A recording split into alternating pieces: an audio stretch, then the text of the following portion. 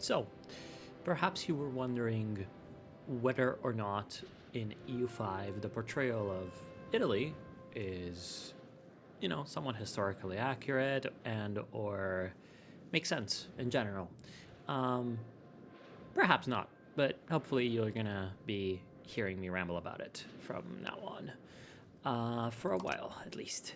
And hopefully you're going to enjoy it. So, welcome back.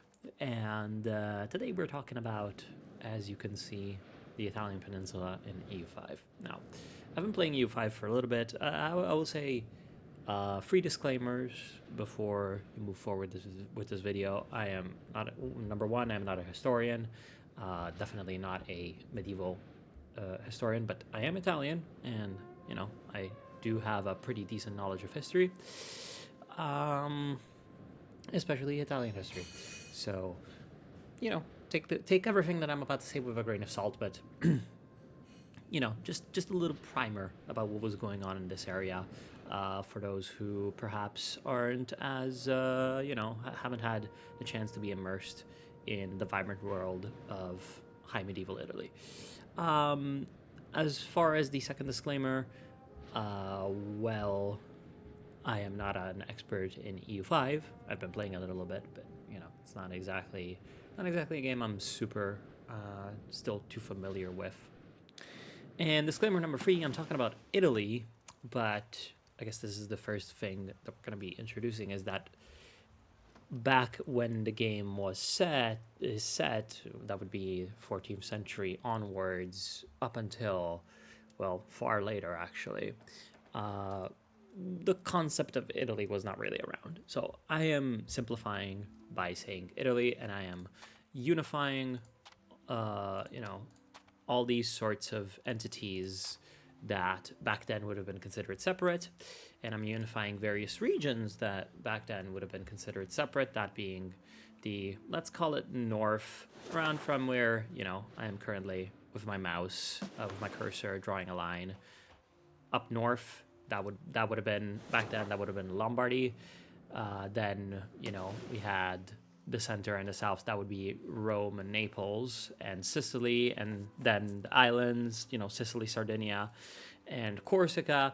These would all have been, back then considered as fairly separate entities, and not really differently from, for example, the way England or France had sort of already a coherent shape of what the future national territory would have looked like. Think of it more in terms of like how Castile and Aragon and Leon were all the various kingdoms of Spain. But when it comes to Italy, the whole concept of like everything south of the Alps and on the peninsula being the same in the early 14th century was not really necessarily super developed. We have, just a few years prior to the start of the game, one of the most famous sort of literary figures in Italian history, that would be Dante Alighieri. We have him sort of laying some of the foundations for what would later become a single unifying culture. But like, if we go back to the previous century, for example, literary endeavors back then were mostly confined to Latin and Provençal, actually. So, even in terms of literary language, the whole concept of Italian was still coming forth, and it was also like kind of understood that Italian included all sorts of different variations of it. We had the Florentine, you had the Venetian, the Milanese, the Bolognese, the Genoese, and the Neapolitan, and all that.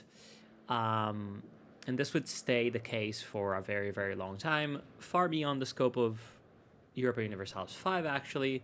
Well, maybe not far beyond, definitely beyond the scope of Europa Universalis 5. So think about talking about Italy as sort of a bit of imposing our modern mind back on something that the people of the time period would not really have understood in the same way.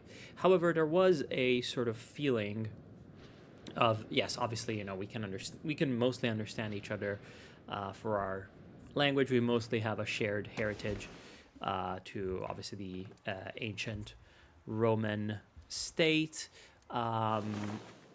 And then we sort of, have to unravel all the subcategories that make also playing in Italy interesting in the game. That would be, okay, we have this sort of general category of Italy that wasn't really entirely defined back then, but all of the subcategories of Italy that were present are very much present. And that's part of, again, some of what makes it very, very interesting. So, for example, we have loads of states, effectively independent states in Italy. Now, you might be wondering why. And the why has to do with essentially the way that the political entity of the Kingdom of Italy, which you do not see on the map anywhere because, it is essentially kind of an empty title at this point in history, and it has been for a couple hundred years, essentially since the Hohenstaufens emperors of Germany. Well, actually, even a little bit since before then. So essentially, around the turn of the millennium, really, you have the German version of the Holy Roman Empire. The French or Frankish version of the Holy Roman Empire with Charlemagne and all that is a different story, even though that didn't really last too long. That version of the Holy Roman Empire did exert a certain amount of control over the Kingdom of Italy, which only actually comprised the north. The Papal States and Naples and Sicily and all that were never part of the Kingdom of Italy. Naples and Sicily were part of the Kingdom of Naples and the Kingdom of Sicily, and at one point, a German emperor actually ruled over a Kingdom of Sicily that comprised most of southern Italy as well. But that was very, very explicitly not including the Kingdom of Italy, that was just the north. And in this kingdom, the sort of imperial authority, that would be because the way the Holy Roman Empire worked is that the Holy Roman Emperor was the king of Germany and the king of Italy as well. Except he had a lot more control over Germany because he, usually resided there, right? So you had that the Holy Roman Empire was really weakening around the turn of the millennium due to many factors. And this manifested in Italy first and foremost. Now you combine that with the sort of, high Roman legacy, like ancient Roman legacy of a high degree of urbanization, and, good fertile land along the Po River that, okay, like if we go to like geography right now for half a moment, actually, let me go find if I can have a better map mode. Topography.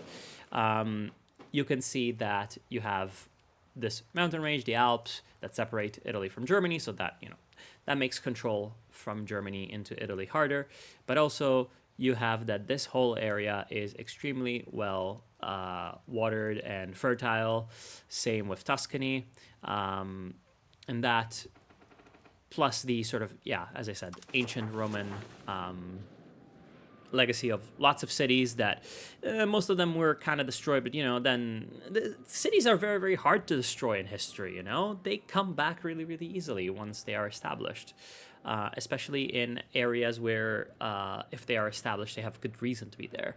And that's very, very much the case in Italy, and that's a factor that comes back around in the future as well. In the future development, sort of political developments of Italy. So you have all these cities, right? And generally speaking, you have a period where bishops take control to replace imperial officials. Bishops and or, eventually members of the local nobility and local patrician classes, for future burghers.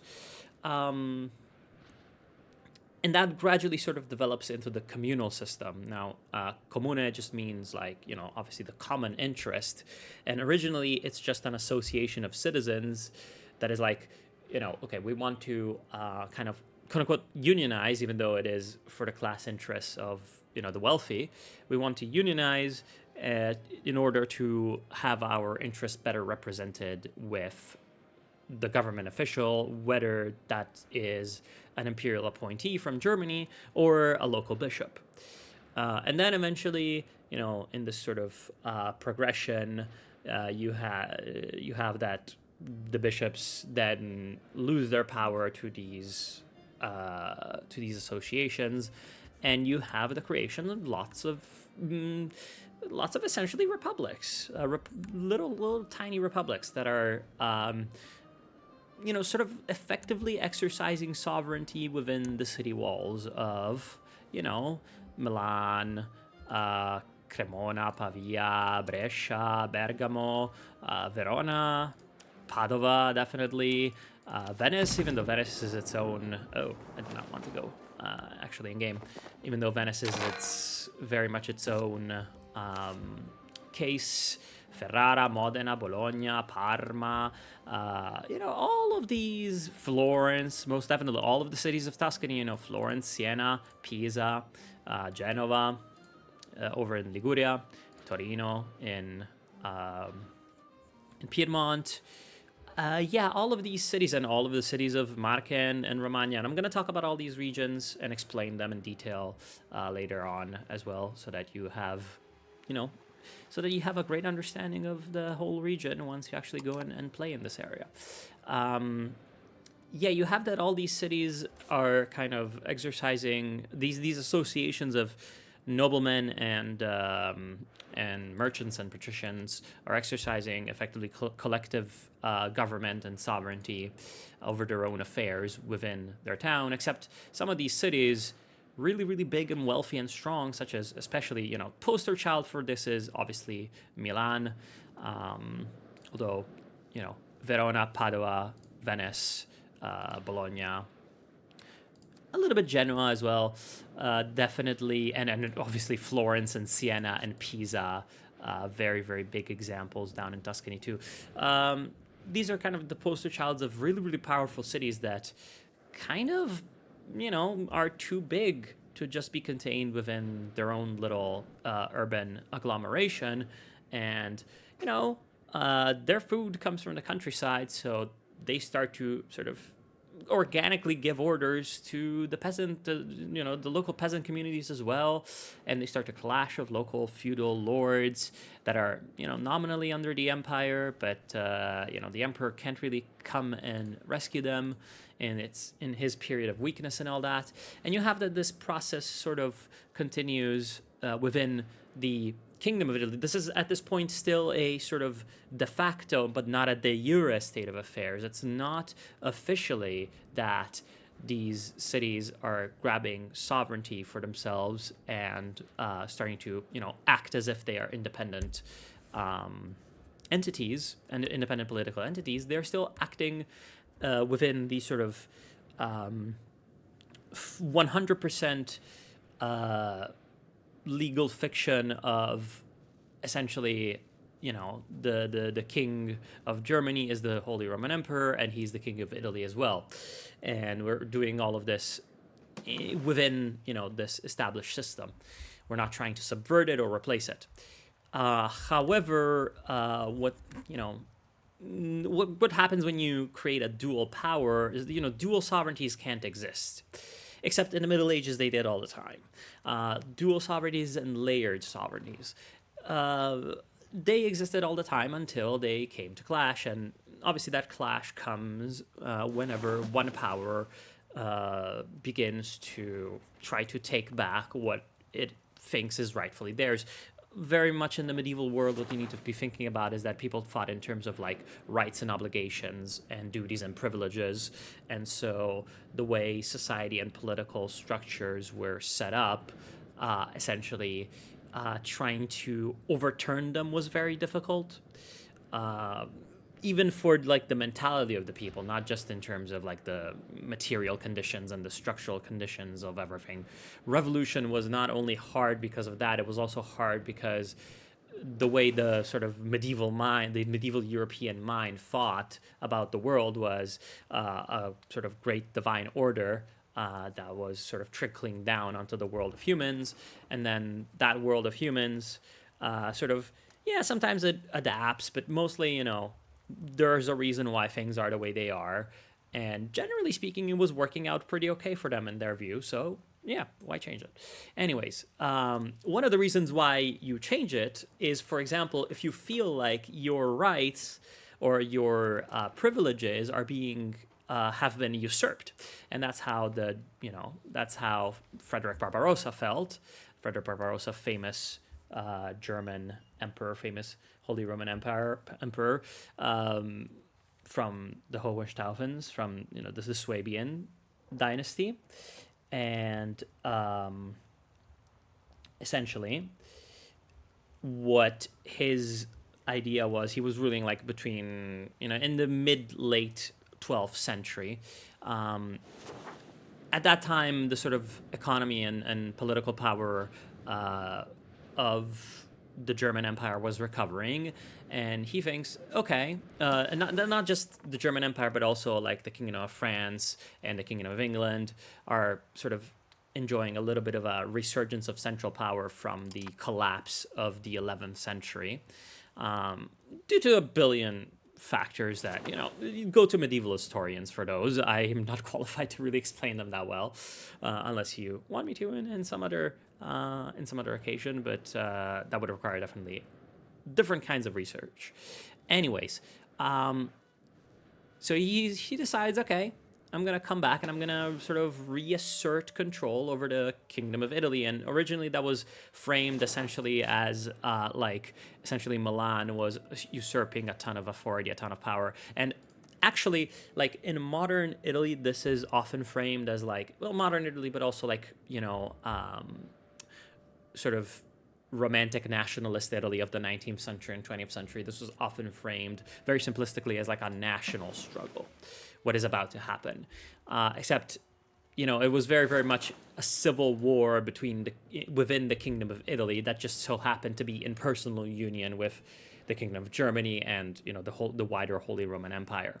So you had this single monarch who wanted to reclaim authority, and you had that this power vacuum of the German Empire not being able to control Italy, the Holy Roman Empire, rather, not being able to control Italy, had created all sorts of local rivalries. And I mentioned one already, one actually of, let's say, social class, because you have the patrician elites of cities, the burghers, the future bourgeoisie, against the feudal magnates that are more powerful in the countryside.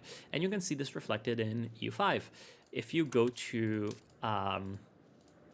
if you go and you select between the various Italian states, you will see that a lot of them are essentially city-state republics.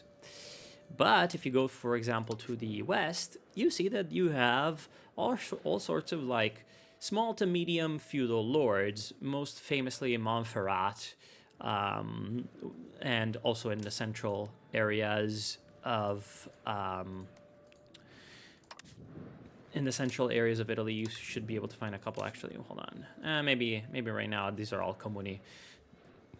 But also, for example, in the Apennine regions, essentially these were more sort of successful forms of political organization out in Piedmont, because it was still very rural at the time, out in the mountainous areas of sort of central Italy, places that are difficult and far away from cities, difficult to access, where you can place a castle, and if you have a castle in one area, it's going to be very, very easy for you to block the movement, for example, in a mountain pass. And also, but this is a different story, obviously, the Kingdom of Naples and Sicily. So you have this sort of conflict between feudal relations and sort of, let's call it democratic, republican type of political relations. Even though, we're a communia democracy, sort of, yes, mostly. If you define democracy as the rule of the people, the problem then becomes what is the people? And to the comune, the people are the citizens of a city.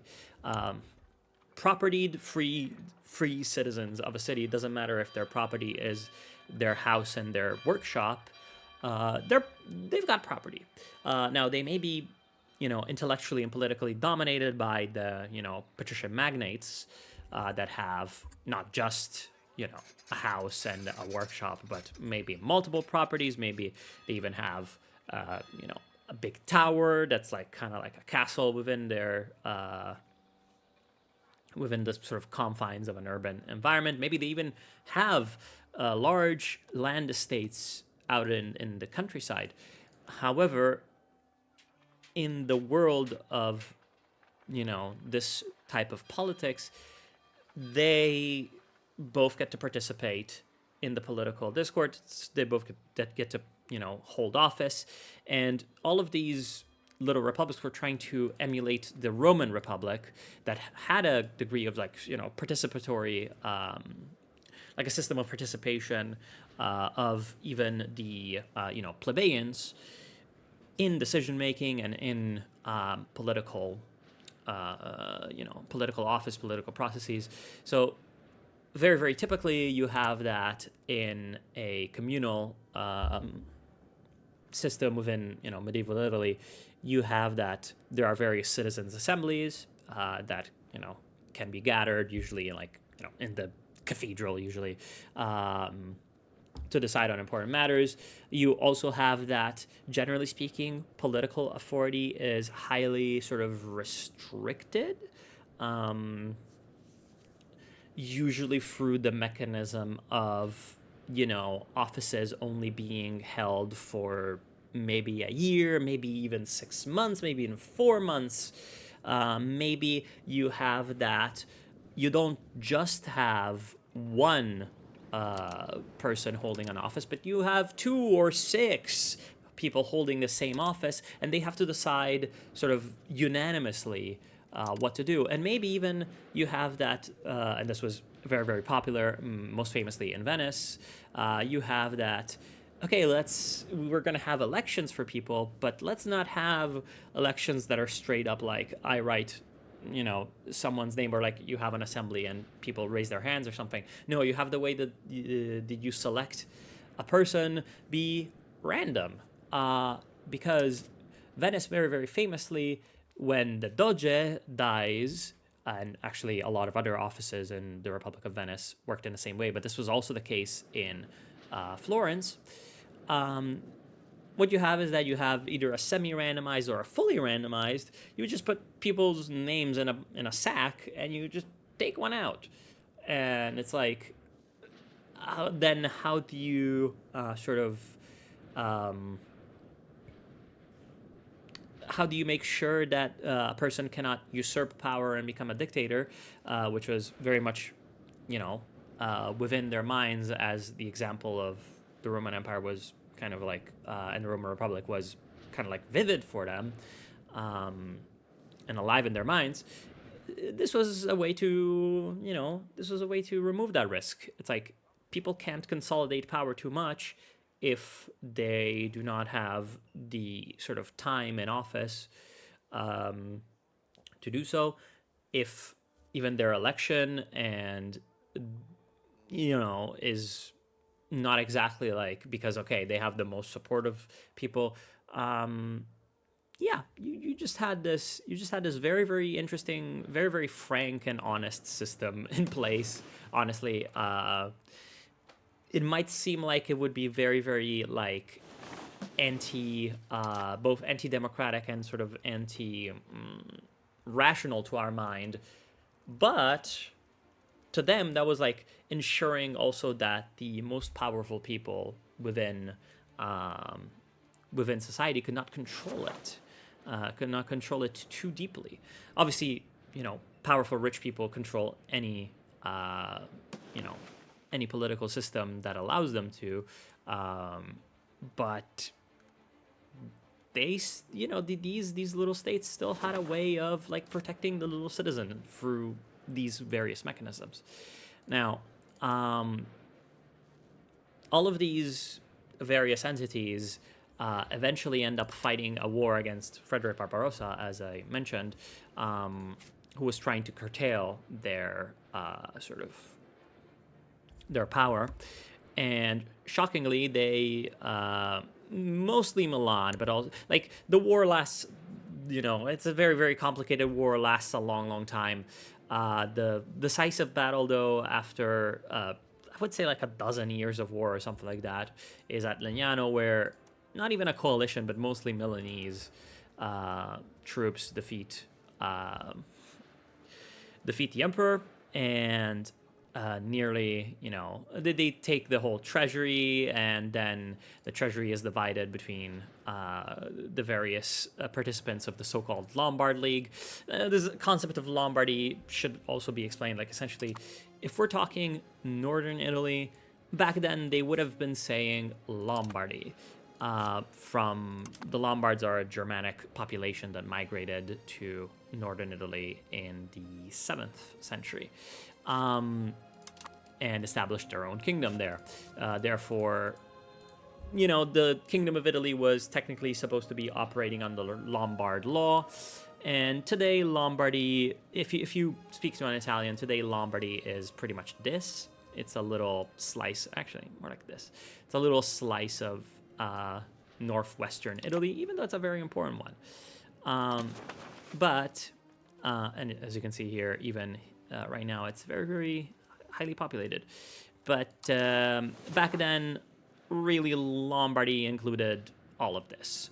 And to defeat the emperor, as I said, all these city-states formed what was called the Lombard League. And this could have been one sort of...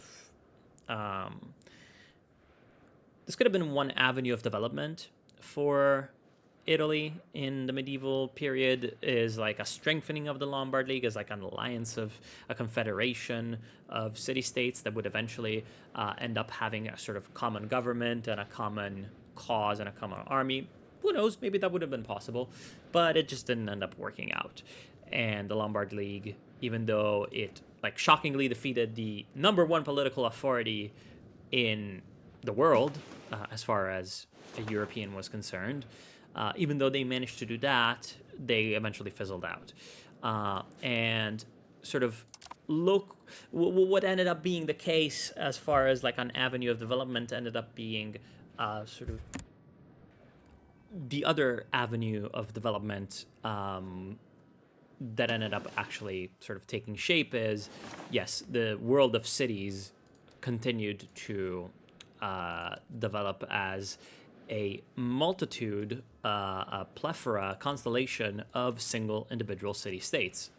All of them provided with what was called in the sort of Latin parlance of the time, privilegia. That would be privileges, pretty simply. However, this more if you want to translate it into a modern sort of legal political term, the better term would be sovereignty.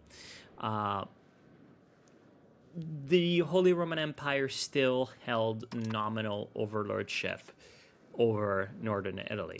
However, the cities that defeated Barbarossa were granted by the emperor essentially the ability to make their own laws, enforce them, enforce customs duties, enforce taxation, create political bodies, do all sorts of things that our government essentially is supposed to be doing. And that is how, from a nominally single Kingdom of Italy, you end up with loads of different entities that you see on the map right now on April 1st, 1337. Some of them are still the sort of descendants of the mostly replaced, mostly on the down feudal nobility. most prominent examples are, Savoy in the northwest, Montferrat in the northwest, still, and yeah, the various Central Italian entities. And then you have a plethora of various types of republics. Although, first, let's get out of the way the sort of clerical governments. That would be the Bishopric of Aquileia, the Prince-Bishopric of Trent, which back then, really questionable to say whether that was considered part of Italy or not. It was probably considered part of Germany, actually. And obviously, the Pope. Now, let's get this out of the way immediately. The Pope at this time is in the midst of what here in Italy, in historiography, we call cattività avignonese, so Avignon's captivity. Essentially, Italians think that the Pope was kidnapped by France, kind of, and forced to stay in Avignon, which was partly true. It was partially, the Pope was partially forced to be in Avignon and could not move back to Rome. Hence, essentially, even though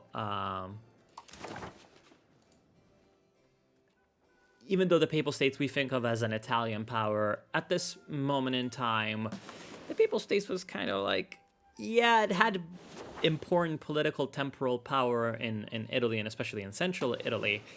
However, it really was more like an international organization as well. The Catholic Church was really like, at this point, it was really, in some ways, at the height of its power. Even though it was riven by loads of internal problems, first of all, the Avignon papacy versus, all the various anti-popes. This, I believe, would last until the early 15th century. The Western Schism in general is a pretty fascinating subject that I cannot really speak with any authority on, but essentially, yeah. This was, kind of the problem of the Papal States, and eventually, obviously the Pope did play a very, very major part in Italian politics, but, they were not, they perhaps could have played a bigger role, but they were very, very sort of overextended, and they had a lot on their minds. And then you have Aquileia that was just like, it was there. Friuli's pretty important. It's a pretty cool place. It's pretty much there. But yeah, at the time, Aquileia, essentially, ancient Roman city that at this time was, was not so great as far as the city was concerned, but it was the seat of a pretty powerful patriarchy that included, various sorts of lands in the sort of Alps region in the northeast and a little bit of the agricultural region of Friuli, next to the where the Alps essentially roll down into the main plains of Italy. Other than these two little, oddities, most political entities, most states are some form of republican government or another. Although by this point, we have gone a couple hundred years since the formation, or rather, since the codification of these municipal entities as sort of semi-sovereign, and there has been a lot of political development. And as I mentioned, except for a few cases in which there were particularly strong institutions that were meant to prevent sort of consolidation of power and sort of what back then would have been considered tyrannical government to emerge, except for these, outliers, mainly Venice, mainly Florence, to an extent Genoa, although Genoa is a very, very, very complicated case. Most, municipal governments had, let's say, fallen, even though evolved would be a better term, into something that in Italy. Actually, I think I need to go and ash it. Can't actually do that. Can't actually do that because I didn't set the right rules, really. Some of the UI in this game is infuriating. Anyways, had devolved into, you see here, the government reform, signoria. Now, signoria just means lordship in Italian. So a signore is a lord, whether he is a lord of the feudal type or a lord of the, I don't know, mercantile or, whatever type. So essentially, the whole point of signoria is, well, we need some sort of stability, right, in this political system. And, throughout the course of the development and the life of a political organism, even if it starts with the intention of, okay, we are going to highly curtail centralization of power,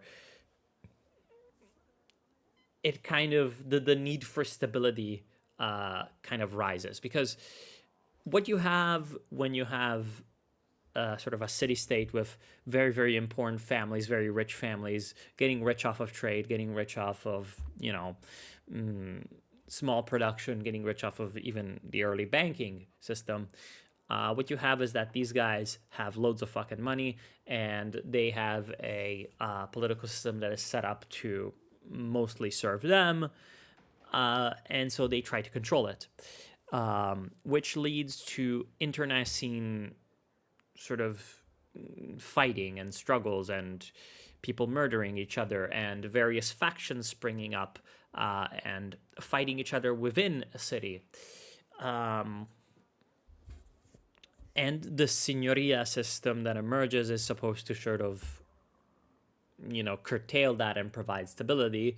How? Well, essentially by giving one family, the strongest family, kind of like the strongest family consolidating control around themselves, and still maintaining the a little bit facade, a little bit fiction that this is a kind of, government of the people. However, they really control everything. And this really gets going generally around the turn of the sort of 13th, 14th century. So a little bit before the start date of the game. And you will see that most governments in Italy have this reform signoria. Some are merchant republics, like, Venice. Venice is a merchant republic. Obviously, Genoa is also a merchant republic.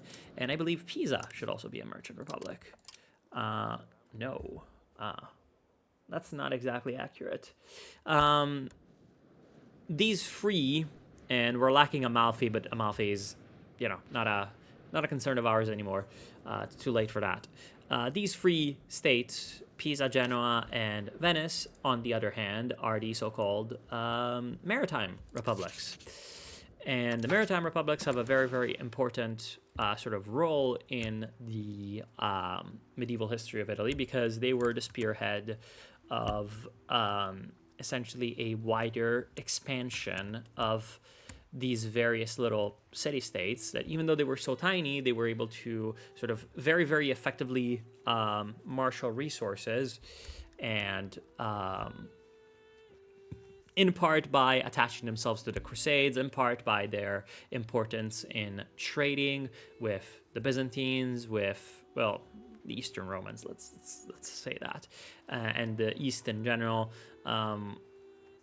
were instrumental in spreading sort of Italian influence in the Mediterranean and on the eastern coast of it, and in general in the area of North Africa and all that.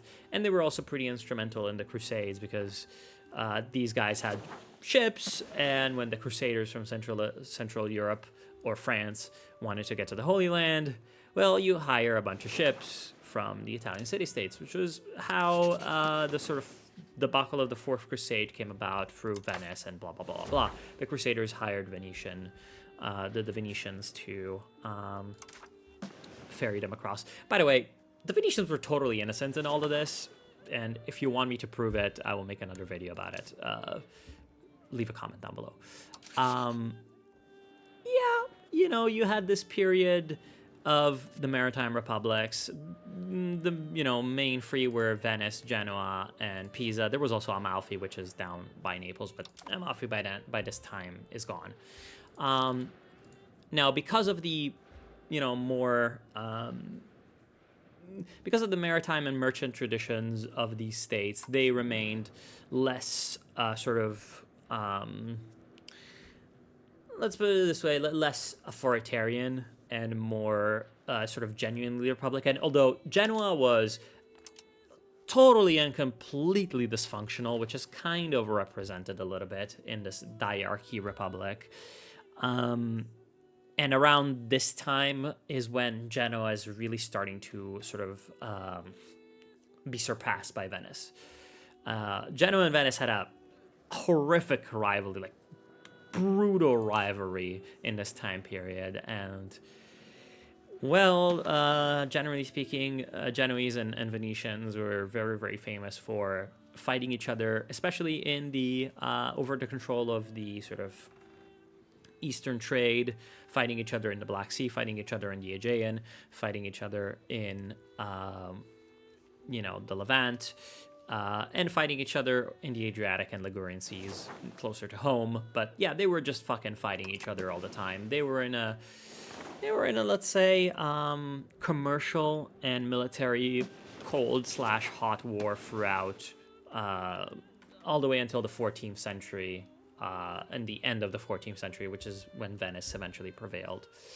Must have been really, really funny to be, well, not exactly funny because, the outsized influence of a bunch of crazy and highly, obscenely greedy Italian merchants having a giant influence over your country. Not exactly very funny, but it must have been somewhat at least schadenfreudy to be be like a Roman noble or like a Muslim, Muslim sheikh or something.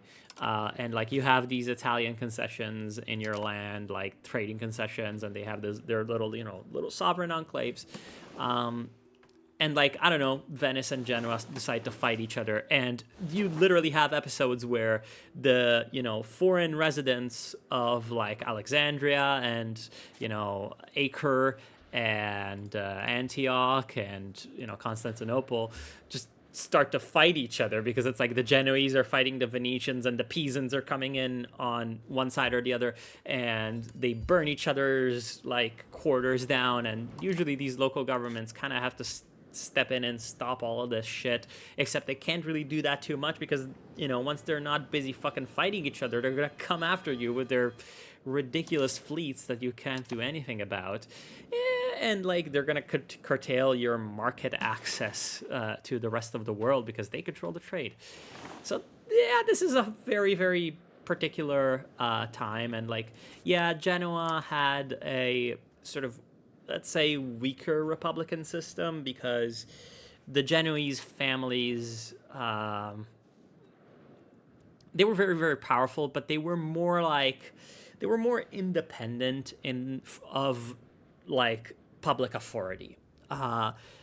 Genoa is a republic very much in the way of these are a bunch of families that have their own business and political and military power bases, and they're not afraid to exert it.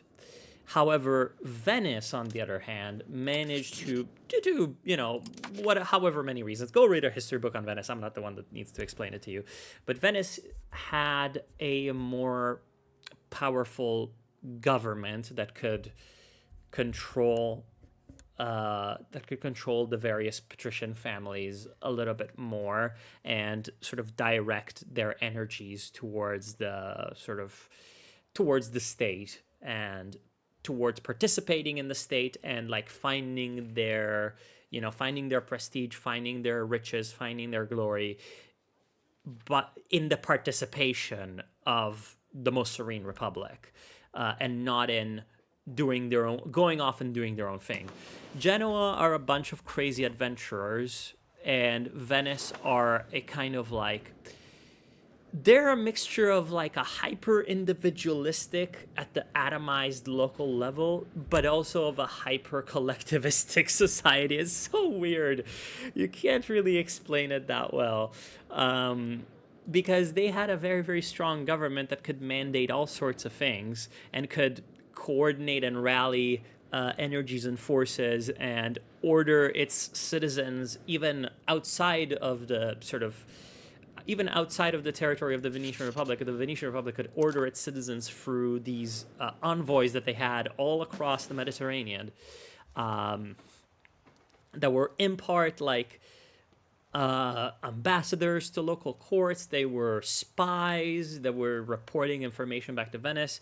They were in part trading agents that were supposed to monitor prices and give assistance to Venetian merchants. And also they were like political appointees, viceroys that were sort of trying to control both Venetian citizens and local governments.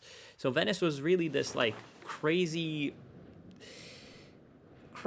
state of like extremes. You had this extreme republicanism and this extreme like almost imperial system. You had the extreme individualism of its members that was encouraged. They were encouraged, to go out and make their own fortune out in the world. But they also had this extremely like collectivistic sense of, we have this state, we have this republic, we need to safeguard it. Hence, we're going to go through all these hoops to elect our leader. We're not just going to have an assembly that elects him through votes. We're going to have that, there's like an amount of families that we deem patrician enough to hold the office. And then they're going to put forward, the names of all of their eligible males between the ages of whatever. And then we're going to put their names in a box. And then, some people are going to come in and we're going to get a boy off the street and he's going to take a random name off of that. And then that name is going to be vetted by a council. And then that council is also going to, put in with other people, and then we're going to have another random exercise. The fucking election of the Doge was so weird. And all of this to prevent what they would have considered tyranny, except this state also had very much the power to, make an individual that was a subject of it do what it wanted. And also it saw its civil servants as servants. Like the Doge was seen as very much like a servant of Venice.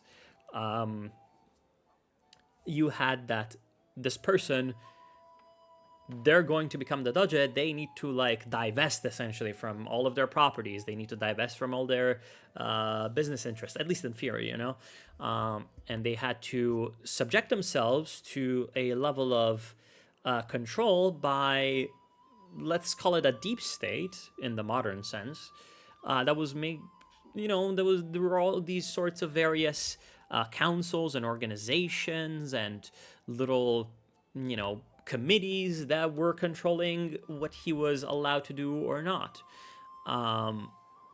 Fascinating state. Now you have a much more vanilla setup with, the other non-maritime states. Milan is the sort of elephant in the room here. They are represented by the dynastic signoria government reform, which would be essentially just a single dynasty rules, and in this case it's the Visconti. Now, Visconti in Italy literally means viscounts. Hence, they were probably nobles before even the Comune was established, except they were able to adapt their lifestyle to the more, merchant, patrician, bourgeois, order that was evolving itself. And eventually they take control of Milan, and they eventually are going to turn Milan straight up into a duchy. However, this has not happened at this point yet. They are still ruling over what was presumably a republican city-state. And you see their emblem over here is a serpent.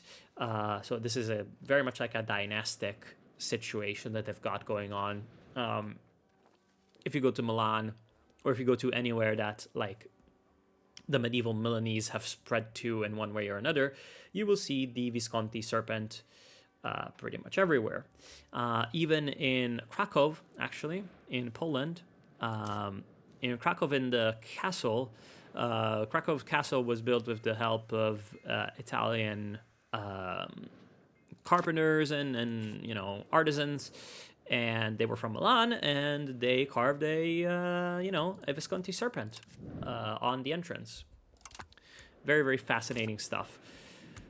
Now, eventually Milan, like both because of its role in the defeat of Barbarossa, and because of the fact that it was just by far the wealthiest and most powerful and most populous city in Italy, they are kind of like they and Venice are kind of like the big boys that everyone is sort of trying to stop.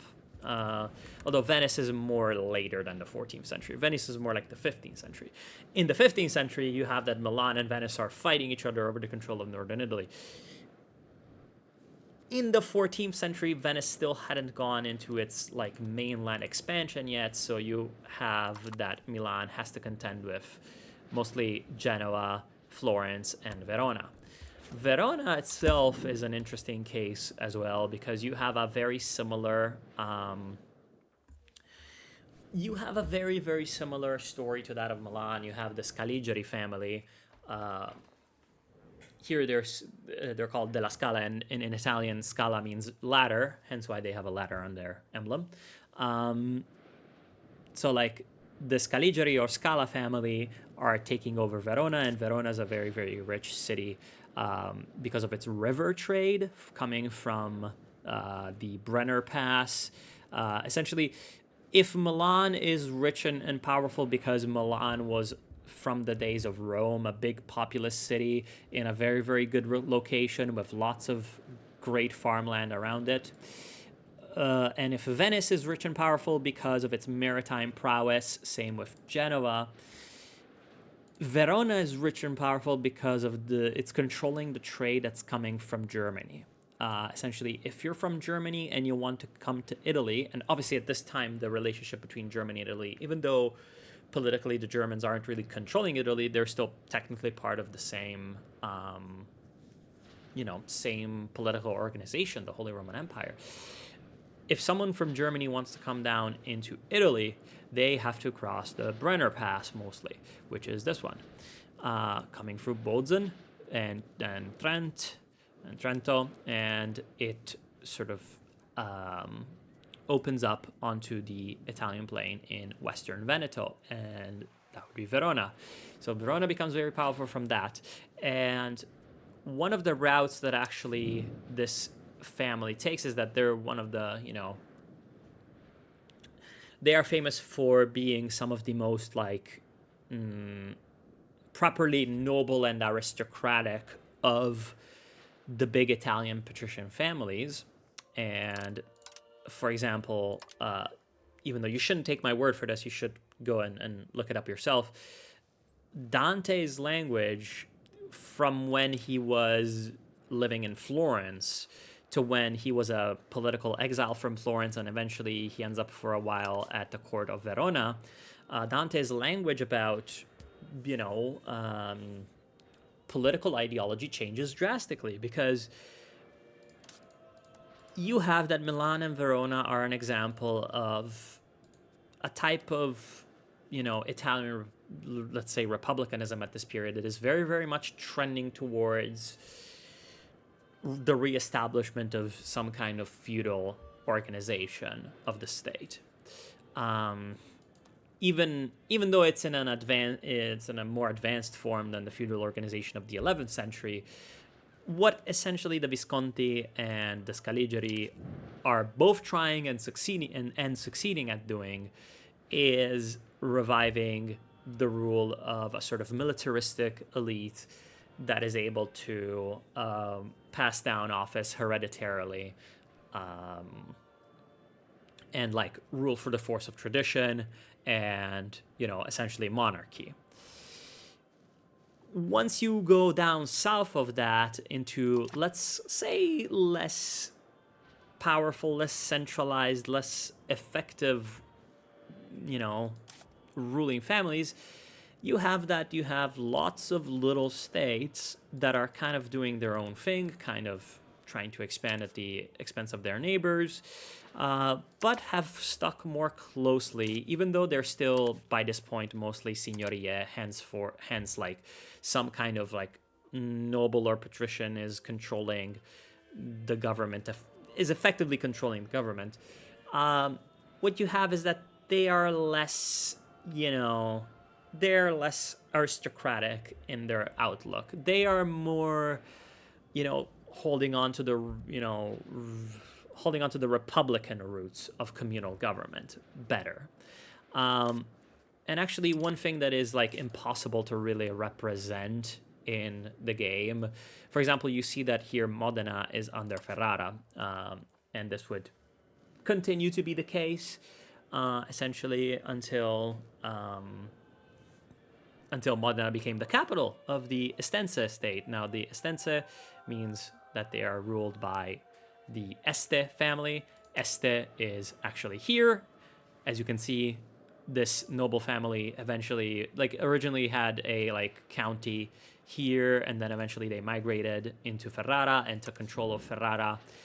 Because what you had is that sometimes the worlds of the nobility, the feudal nobility and the city-states mixed, and you had that, for example, for one reason or another, a city-state had to invite someone that was a foreigner to come and restore stability, and take control either dictatorially or not of their government. And sometimes that ended up, and very often times actually, that ended up being kind of bad. And generally speaking, when you want to control a restive population in this world, you invite a foreigner, that is, someone that is from here is a foreigner to here, because to Italians in the Middle Ages, their city and or town was their homeland, and someone that was from the countryside or, God forbid, another city, that was a foreigner. So you invite a foreigner over, and perhaps he is a feudal lord and has, or, a famous mercenary captain, and he has his own men with him. Maybe he does what he's told. He's a man of honor, and when he's dead, control goes back to, the true people of the city. But maybe sometimes that goes wrong, and that's what happened with Ferrara. Ferrara ends up going under the Este family, and it would stay under the Este family for very, very long. Well, technically speaking, the Venetians controlled it for a while, and then it was under the Pope for a long time, and then it stayed under the Este until the dynasty was kind of wiped out, which was or died out, which was, I think, in the 19th century, and that was in union with the city of Modena. Now, it ends up being kind of a by chance that it is Ferrara that ends up controlling Modena, and then later on, actually, Modena becomes the capital, and so Modena controls Ferrara. But essentially, Modena was its own comune, and just a little bit before the game starts, Modena was under the lord that was also the lord of Mantua, who was not Luigi Gonzaga. That was the one before that was Passerino. And he was not even from the Gonzaga family. The Gonzaga family ends up ruling Mantua for another hundreds of years from now on, but that's just a coincidence, once again. Hence why, actually, this start date is very, very good for Italy, because how the fuck would you simulate something like that? Like, yeah, this family and this family just happened to then rule over these, entities for other hundreds of years. How do you simulate that? That would be very hard. But just a few years before the games start, Mantua was under the rule of a different lord, a different captain of the people would have been the term back then. who just also happened to be the captain of the people of Modena. Now, that did not mean that Mantova owned Modena. That meant that this guy just happened to be, let's say, the president of the republic of two different republics. That's because the guy was just famous and well-known, well-connected, independently powerful political figure. And back then, that kind of thing could be, like, respected. Like, some of these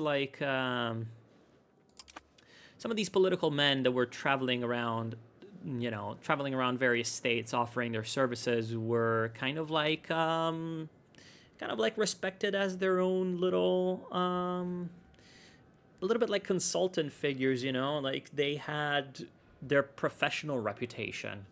And this world was kind of dying out and coming to an end in favor of, as I mentioned, aristocratic control, more aristocratic control, and the eventual sort of formation of more stable dynastic forms of control over states. The only other real example that we need to be talking about is Florence, which was another important Republican center, in part because Florence was just really, really, really, really wealthy, and it did not have like a single overwhelmingly powerful family like the Visconti that could really make the city and consolidate power around them. They would eventually have that with the Medici, but the Medici famously were bankers. Florence ends up becoming a very, very important center of both sort of early industrial economy with the textile industry and with banking, because they end up being the bankers of the popes in many ways. Also, hence why Florence, very, very, very staunchly part of... and for this, I need to actually load a game that I was playing as Bologna. Very, very staunchly members of the so-called Guelf family. Now, this is the, let's say, last thing that I'll be talking about now. Why do you have this Guelphs and Ghibellines situation? Now, as I mentioned, the political world of Italy was in many ways urbanized and sort of in a hierarchy of loyalties. You would have obviously, your family, your patrician patron, and if you're a patrician, that is coincident. That is a coincidence with your family. And then you have, on top of that, you have maybe your guild, your professional organization, and then on top of that, you have the wider city. Now, if there happen to be conflicts between these various elements of society, sometimes they would just kill each other. But it's a very good thing for a human being to find an excuse why you should kill each other, an ideological excuse or something like that. And this is in part what the Guelf and Ghibelline struggle represented. Now, Guelf and Ghibelline literally etymologically derives from Welf and Weibling, which are like German one is a German dynasty name and the other is the name of a castle that belonged to the Hohenstaufens. And essentially, Guelphs are pro-pope and Ghibellines are pro-empire. Now, this is obviously highly, highly simplistic because it actually kind of represents a much deeper conflict that is, rooted in like medieval philosophy, whether you think about whether you like prioritize the restoration of imperial power, or you prioritize the sort of religious order of things and the authority of the Vicar of Peter, Vicar of Christ, the successor of Peter and Vicar of Christ, This is like a much more complicated.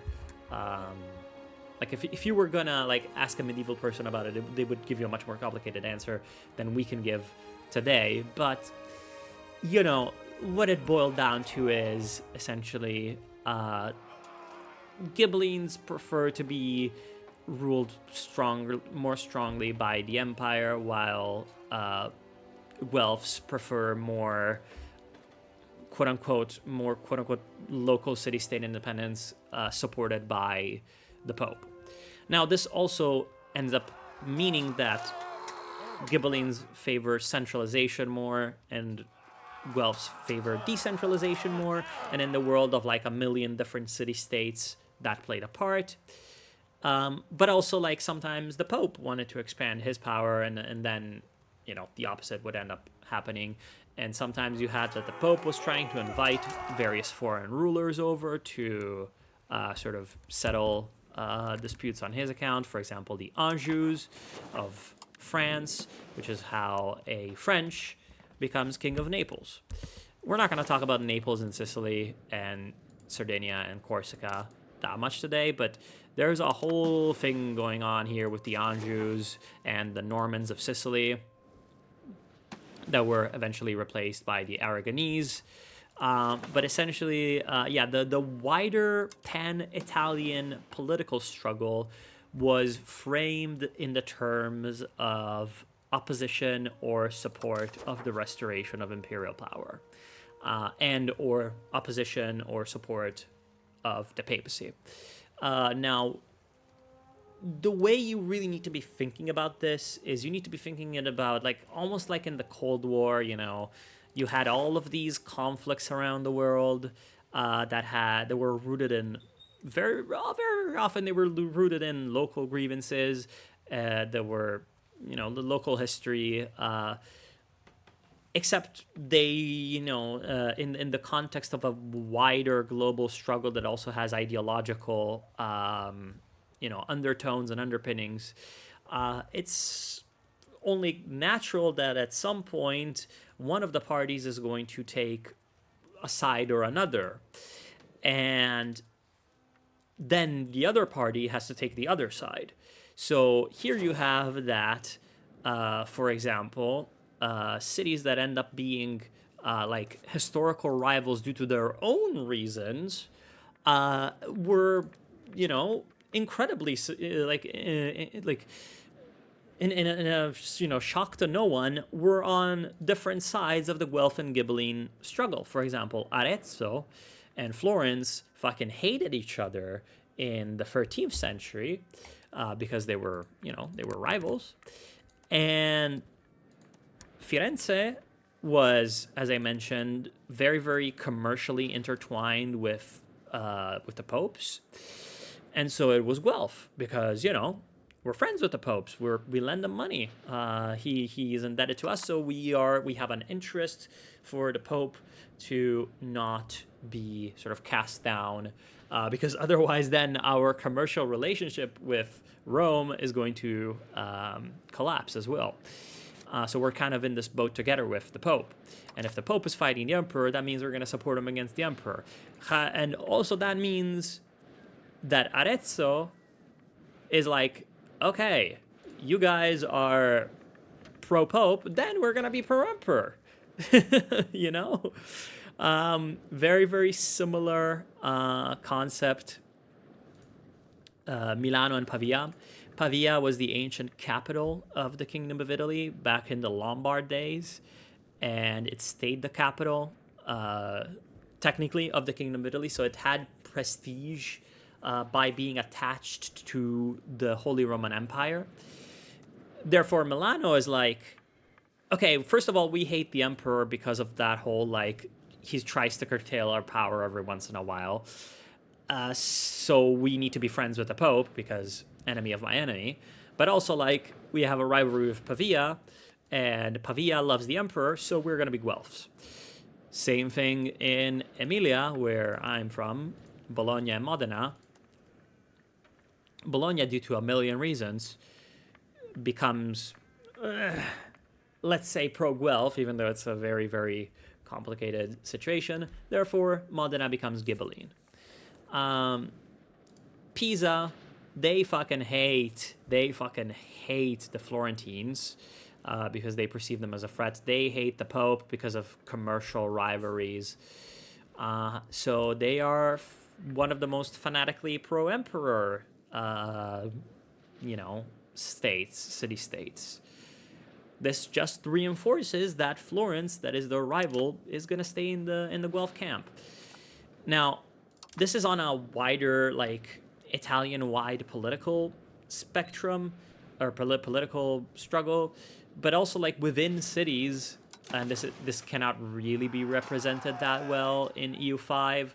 Within cities, there were these factions that were existing, and they were fighting each other, and sometimes they were murdering each other and expelling each other, and that's a bit too much to get into right now. Also because this whole thing was, by the middle of the 14th century, that was kind of on the decline, and it was being replaced by, as I mentioned, the more, let's say, traditional political struggle of class struggle, of centralization of power,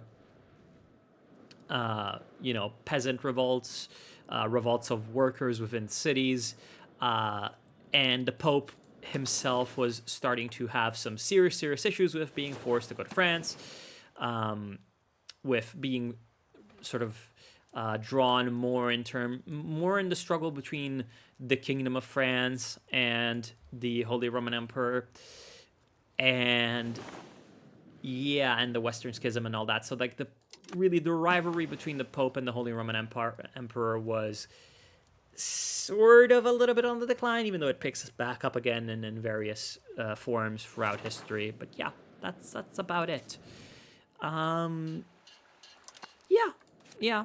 Another thing about all of this, are you pro-Pope or are you pro-Emperor side, is that when it comes to the social background of who preferred one or the other, this is actually pretty interesting because